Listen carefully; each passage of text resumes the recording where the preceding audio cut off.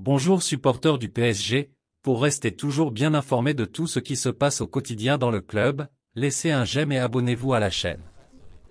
Attendu à Paris ce jeudi pour y passer sa visite médicale, Ousmane Dembélé est bien arrivé dans la capitale française.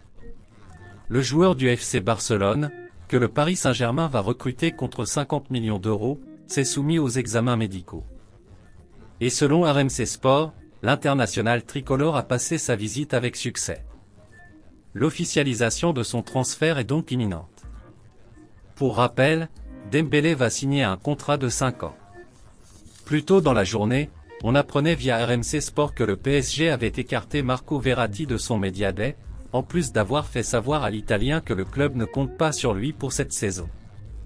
Et voilà que le quotidien L'Équipe en dit un peu plus sur la situation du milieu de terrain italien, qui est donc sur le marché.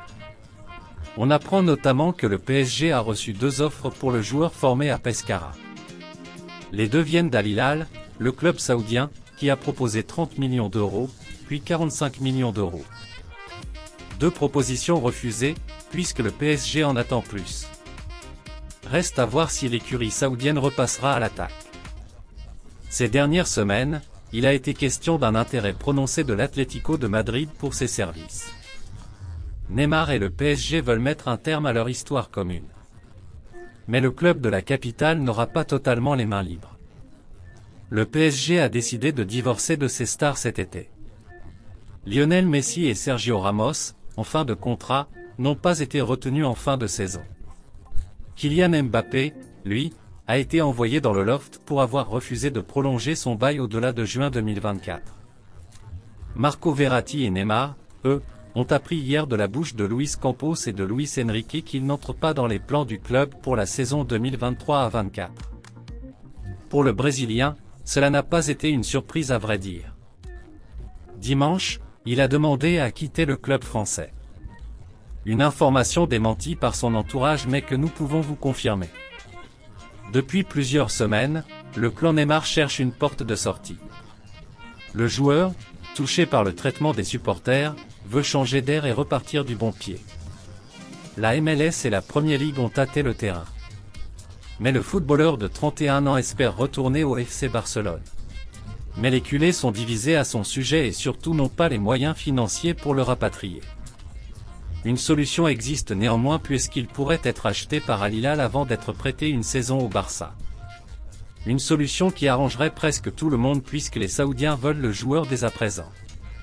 Quoi qu'il en soit, tous les prétendants à la venue de Ney vont devoir s'entendre avec le PSG.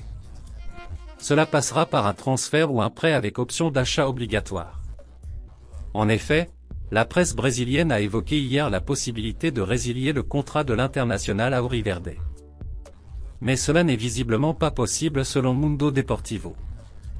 Le média catalan explique que le PSG prendrait de très gros risques et s'exposerait à de terribles sanctions puisque Neymar a prolongé son contrat l'an dernier jusqu'en juin 2027. Il se trouve actuellement dans la période de protection de 2 ans pour les joueurs de plus de 28 ans établis par la FIFA.